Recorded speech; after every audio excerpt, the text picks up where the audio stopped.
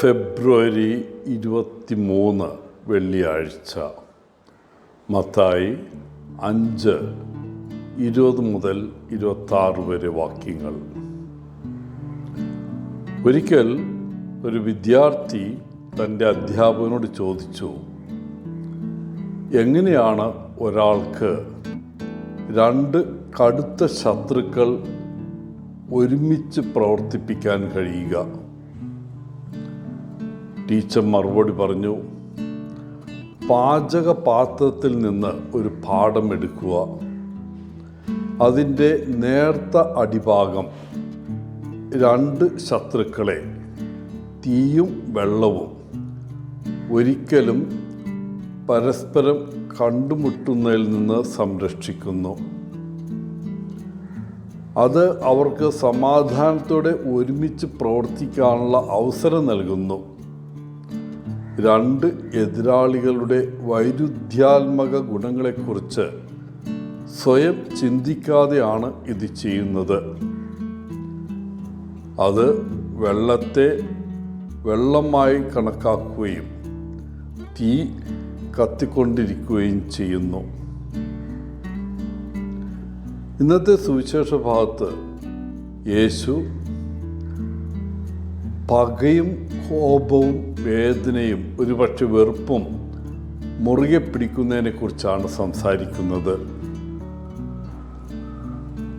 ജീവിതത്തിൽ ചില സമയങ്ങളിൽ നമ്മളെല്ലാവരും പകയും വിദ്വേഷവും വേദനയും അസൂയയും കൈകാര്യം ചെയ്തിട്ടുണ്ട് എന്ന് എനിക്കുറപ്പുണ്ട്.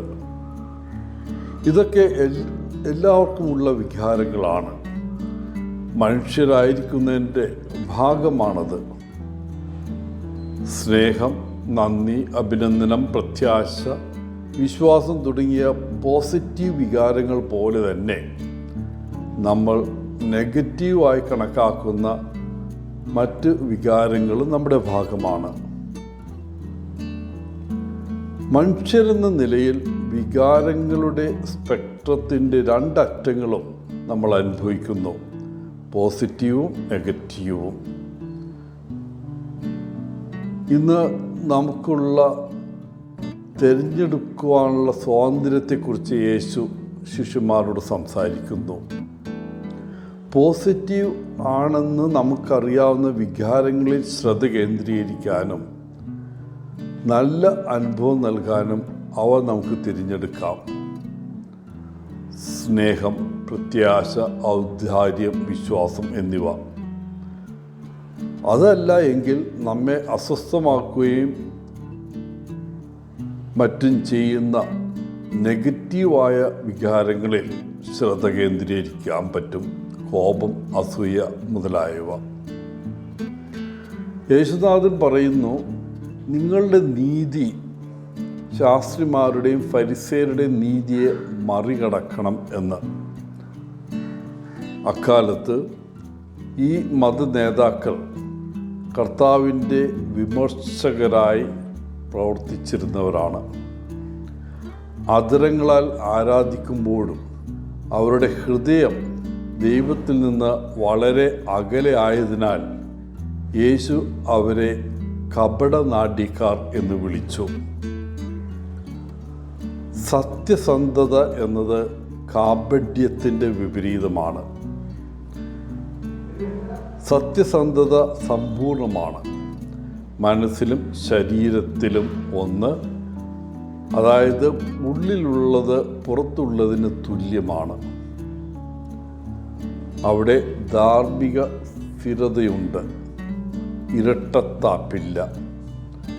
നിങ്ങൾ പറയുന്നത് നിങ്ങൾ ചെയ്യുന്ന കാര്യങ്ങളുമായി പൊരുത്തപ്പെടുന്നു. ഫരിസേയർക്കും ശാസ്ത്രിമാർക്കും ഇല്ലാതിരുന്ന ഒന്ന് യേശു വെറുത്തതും ഈ ഇരട്ടത്താപ്പ് നയങ്ങളാണ്. നീതിമാനായിരിക്കുക എന്നതിനർത്ഥം ദൈവത്തിൻ്റെ ദൃഷ്ടിയിൽ പ്രസാദിക്കുക എന്നതാണ്. കാരണം ദൈവത്തിന് മാത്രമേ നമ്മുടെ ഹൃദയം വായിക്കാൻ കഴിയൂ.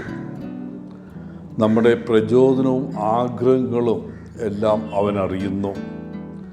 നാം അവനെ യഥാർത്ഥമായി സ്നേഹിക്കുന്നുണ്ടോ, അതോ നമ്മുടെ പ്രവൃത്തി മറ്റുള്ളവരെ കാണിക്കുന്നതിന് വേണ്ടി മാത്രമാണോ, മനുഷ്യരുടെ പ്രീതി നേടാനാണോ എന്ന് ദൈവത്തിന് മാത്രമേ അറിയൂ.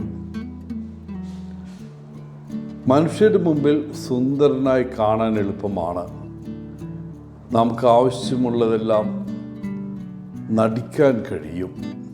എന്നാൽ കാമം, ദ്രോഹം, അഹങ്കാരം, അസൂയ തുടങ്ങിയ ഹൃദയപാപങ്ങൾ ദൈവത്തിൽ നിന്ന് മറയ്ക്കാൻ കഴിയില്ല. പ്രിയപ്പെട്ടവരെ, ദൈവം സ്നേഹമാണ്. അവനുമായുള്ള നമ്മുടെ ബന്ധം സ്നേഹത്തിൽ അധിഷ്ഠിതമാകട്ടെ. നാം ദൈവത്തെ സ്നേഹിക്കുന്നുവെങ്കിൽ ക്ഷമിക്കാൻ എളുപ്പമാണ്.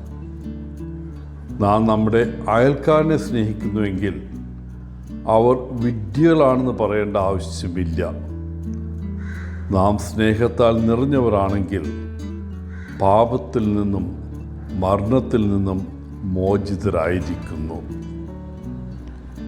എല്ലാവർക്കും നല്ല ഒരു ദിനം ആശംസിച്ചുകൊണ്ട് ഒത്തിരി സ്നേഹത്തോടെ പോളച്ചൻ CSSR ഫ്രം കേരള.